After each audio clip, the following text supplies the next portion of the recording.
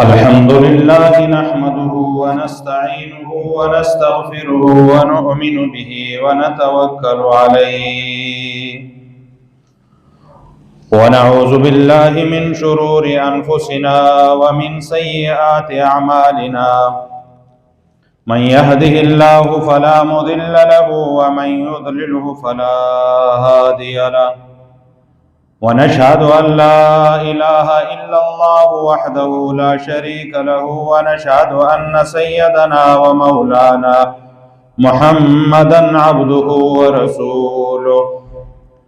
أما بعد فأعوذ بالله من الشيطان الرجيم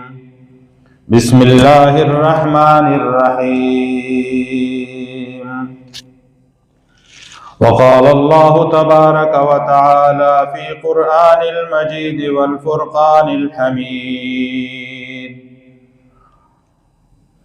أعوذ بالله من الشيطان الرجيم بسم الله الرحمن الرحيم واركعوا مع الراكعين عن ابن عمر رضي الله تعالى عنه أن رسول الله صلى الله عليه وسلم قال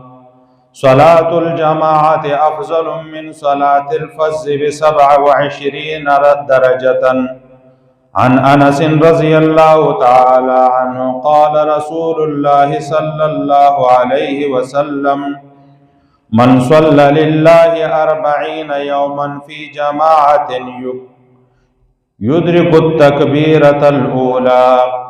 كتب له براءة من النار وبراءة من النفاق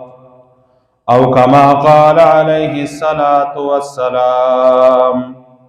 إن الله وملائكته يصلون على النبي يا أيها الذين آمنوا صلوا عليه وسلموا تسليما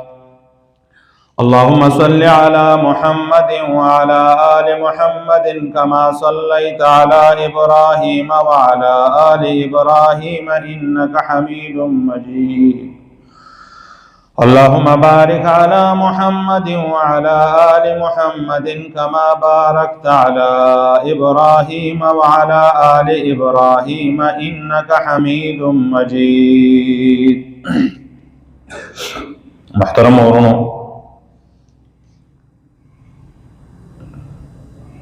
موږ د لمانځه موضوع شروع کړې ولا د لمانځه مسائل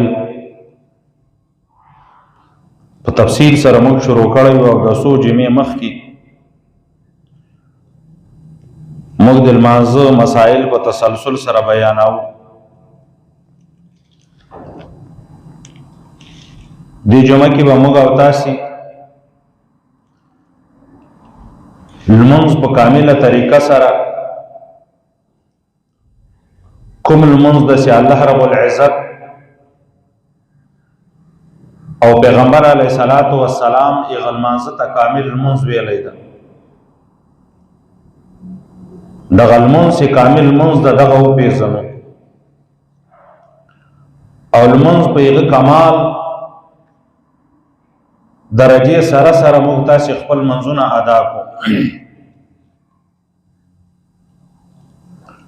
الله رب العزت قرآن مجید کی فرمائی دی ورکعوا مع الراکعین تاسې رکوع کوي د رکوع کوونکو خلکو سره ورکعوا دا د امر صيغه د امر ویل کیږي په پښتو موږ او تاسې پښتو کې یو حکم کول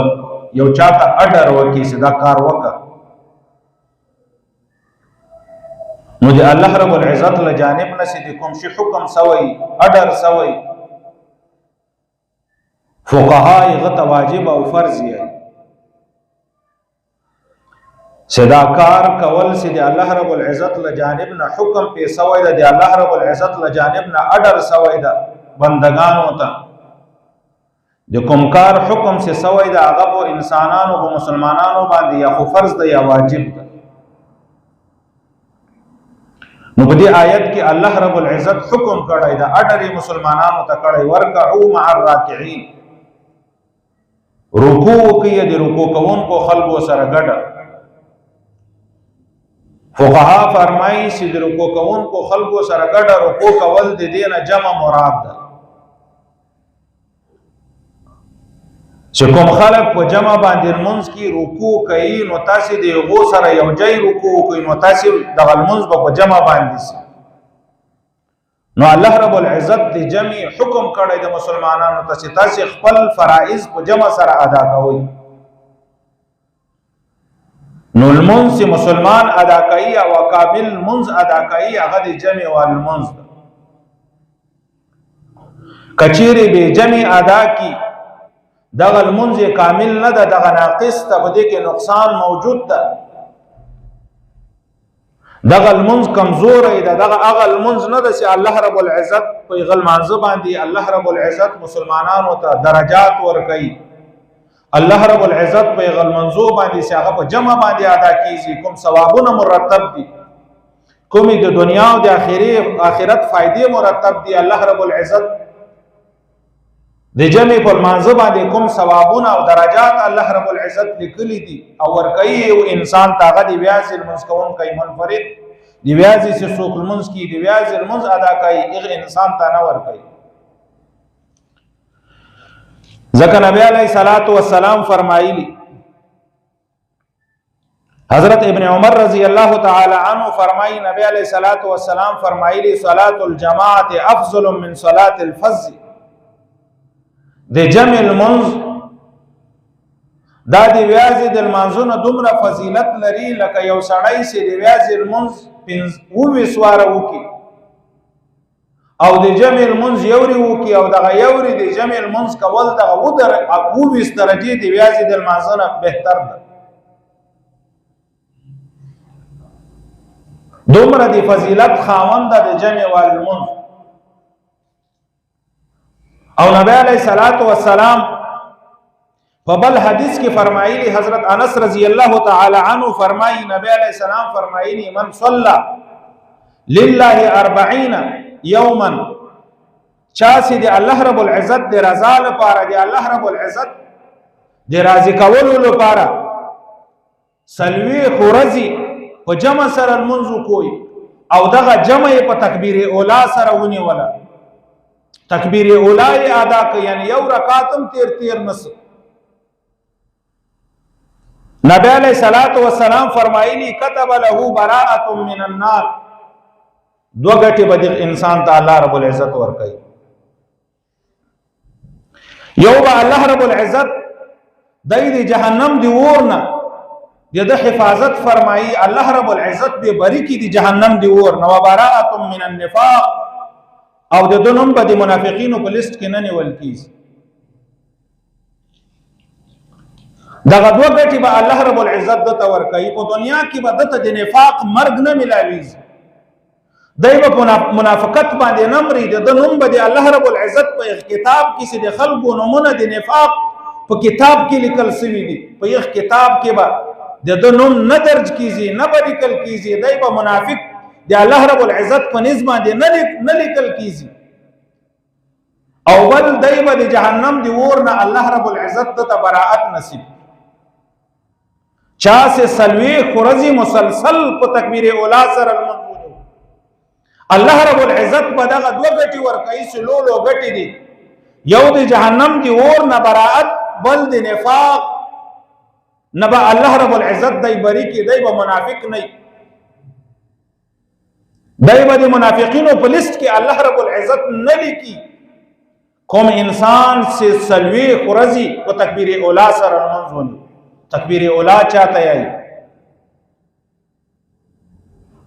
یو مقتدی د امام په نیت دی الله اکبر دی امام نو ورسته فورا نیت وته فقها فرمایي چې چا دی امام دی الله اکبر نو ورسته فورا په امام په الله اکبر سره نیت وتاړو دغه تکبیر اولا من دون کای سړی ویل کیږي دغه هغه فضیلت الله رب العزت ور کوي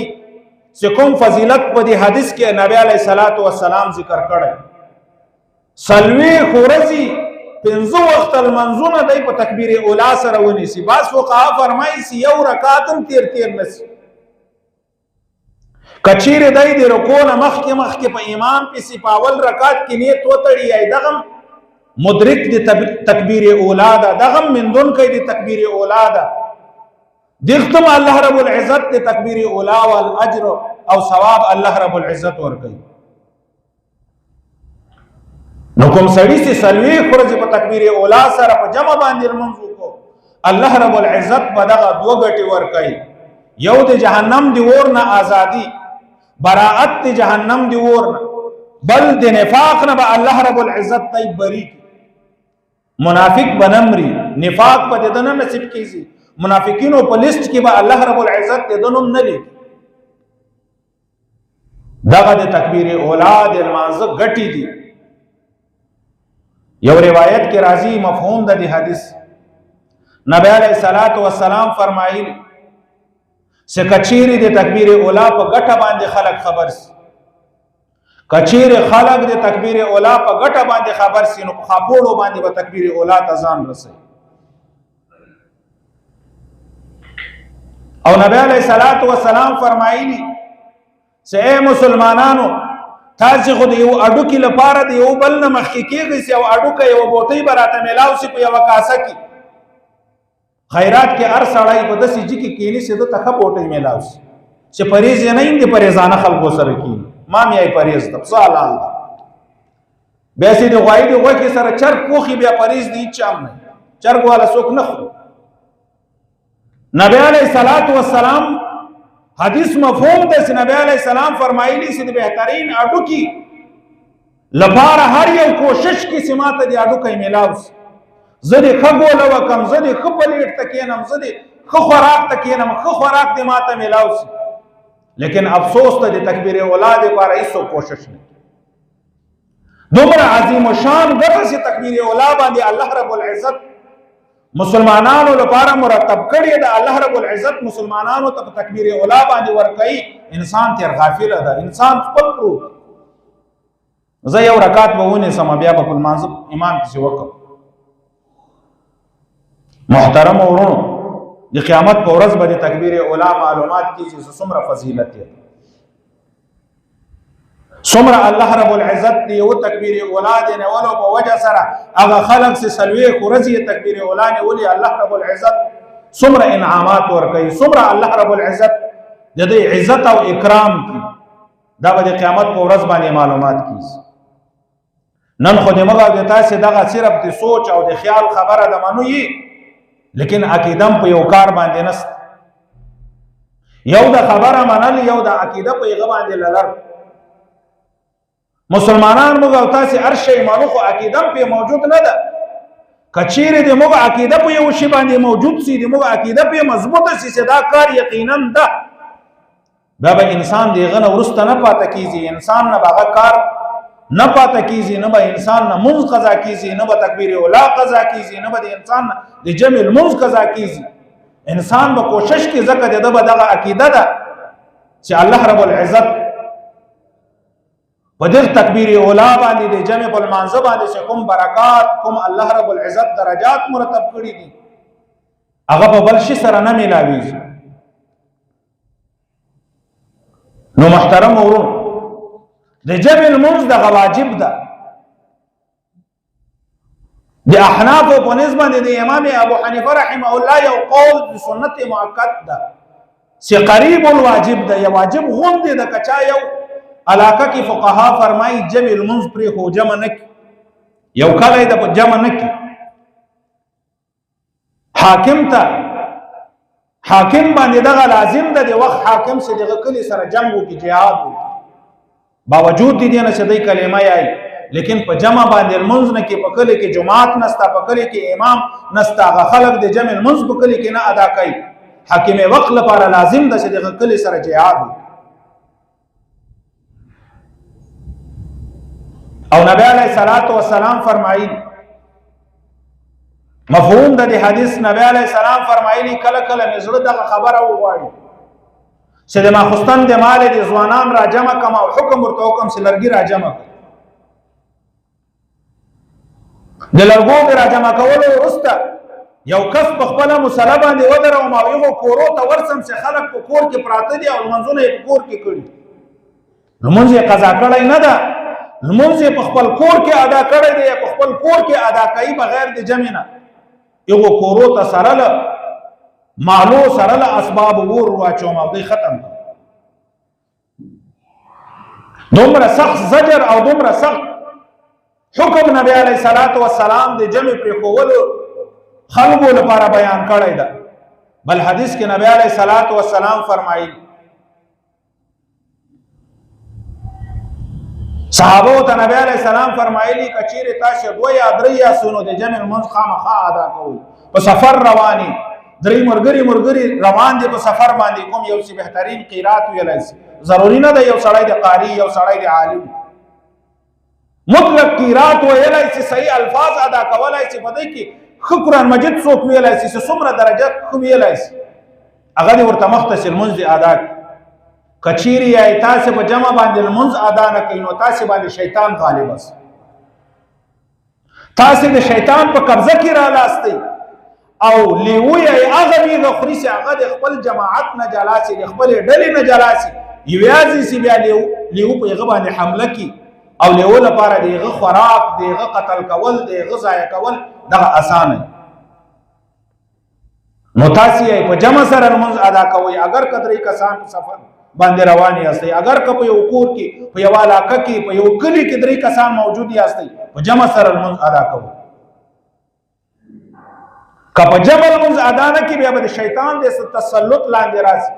بیا به د شیطان د حربې لاندې دغه قوم راسي، دغه مرګري دغه ډله دغه ګروپ سره روان ده په سفر او په جمع سره المنځ نه ادا کوي، دا به د شیطان د تسلط لاندې راسي. بیا به شیطانی خیالات د په دماغو کې غرزي، په سفر کې په لار باندې وټول کارونه د شیطان ول. نو محترم ورونو جمع دغه واجب ده، په جمع سره المنځ ادا کول دغه واجب ده، دغه حکم د کڅوک په جمع باندې قصد المنځ نه ادا کوي. صحابه فرمایي د موږ په دور کې و دوه خلکو په جمع باندې المنځ نه دوه قسمه خلک د موږ په دور کې و دوه قسمه خلکو په جمع سره المنځ نه یو به یک سړی لمونځ نه کوي ټولو خلکو به پیژندو چې دا منافق، هغه سړی به جماعت ته نه راته په جمع به لمونځ نه کوي. مشهور به په کله کې چې دغه سړی منافق ده دغه نفاق به مشهور وایي، یک سړی به په جمع سره لمونځ نه کوي او کله چا نفاق به مشهور نه وایي هغه به په جمع لمونځ. دوم هغه بیمار معذور سي جماعت ته نه سوای راتلای بیمار به وایي د دغه دوه ما سوا هیڅ جمع نه ده پرې.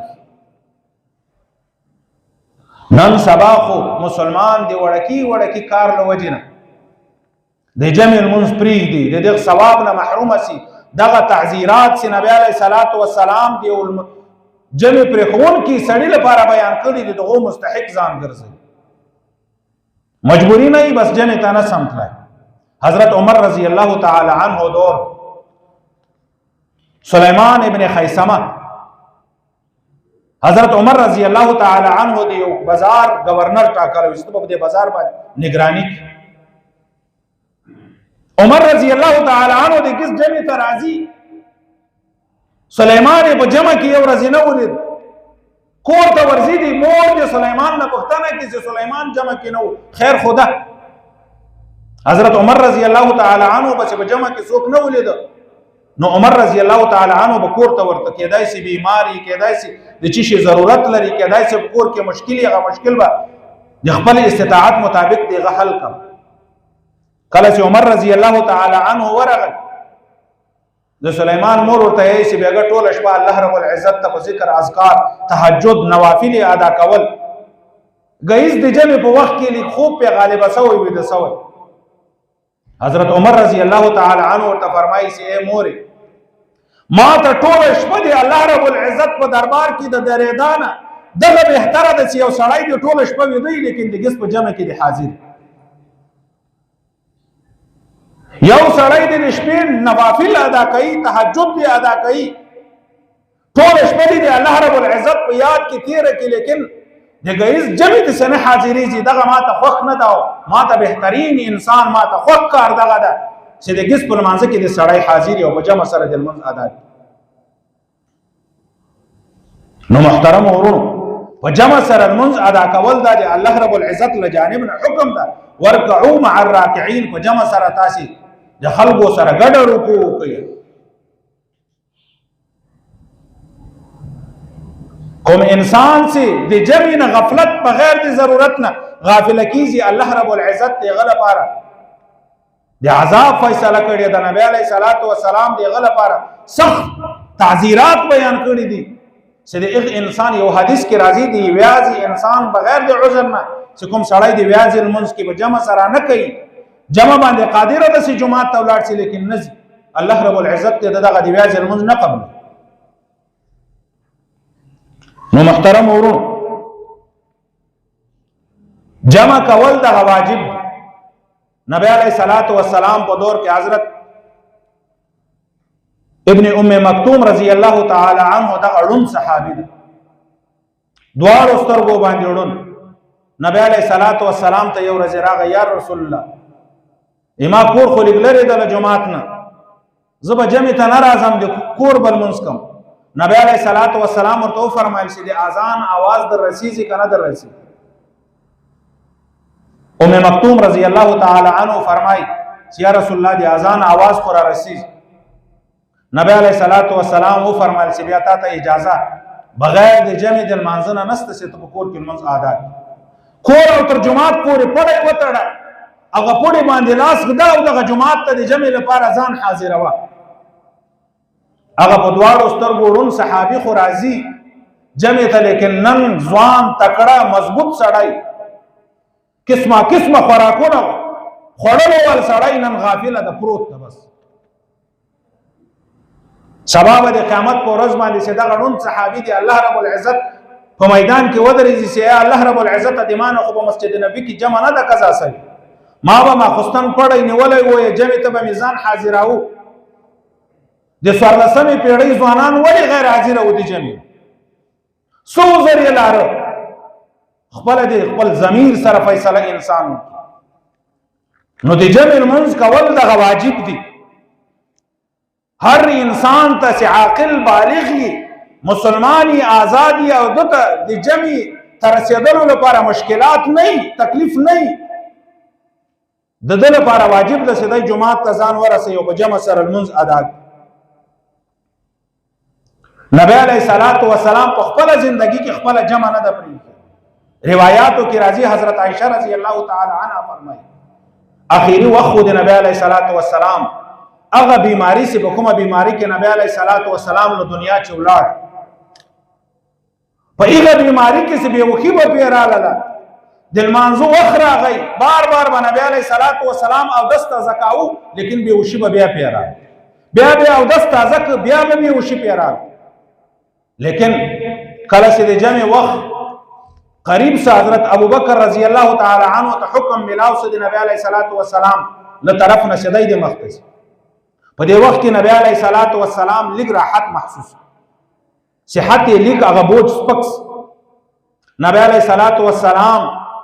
په یو صحابي باندې یو طرف ته او بل صحابي بل طرف ته مټې په لاسونه په واړول. روایتو کې راځي د پخې د نبی علیہ الصلوۃ والسلام سیس کېدل د سلیکه جوړېده مسجد نبی ته ولاړ او په جمع سره المنځ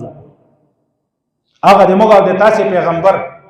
چې الله رب العزت د اول او د اخر ټول هغه خطاګانې معاف کړي او الله رب العزت د خطاګانو نه معصومه کړی ده. هغه پیغمبر دومره د خپل جمع د منځ اهمیت ته د سره، لیکن امتی نن غافله ده. امتی د پل په وخت کې ویده ده. امتی د جمع حیثیت ته معلوم نه ده، د جمع له ثواب نه به خبره ده. جمع ته دای دومره توجه نه ورکوي. پیغمبر علیہ الصلوۃ والسلام خو اخری المنځ په خپل جمع سره ادا کړی ده. صحابه په مټ باندې روان وو نبی علیہ الصلوۃ والسلام د جمع المنځ ته بته. نن خو معمولی حیثیت سړی ته ملاوس بس جمع المنځ نه کوم ما ته معاف. نو محترم ورونو کوم سړی چې په جمع باندې المنځ نه ادا کوي نبی علیہ الصلوۃ والسلام د غل لپاره دومره سخت حکم کړی ده. یو بزرګ مبارک راضی ددنه یو ورځ د جمع المنځ تیرس ډېرې زړل خلکو پښتنه ورنه وکړه چې ولې زاړي یا زه په دې خلکو باندې زاړم چې پلانکۍ ورځ باندې د ما یو پلانکۍ بچی مړ شو نو خلک د ما دعا ته راتله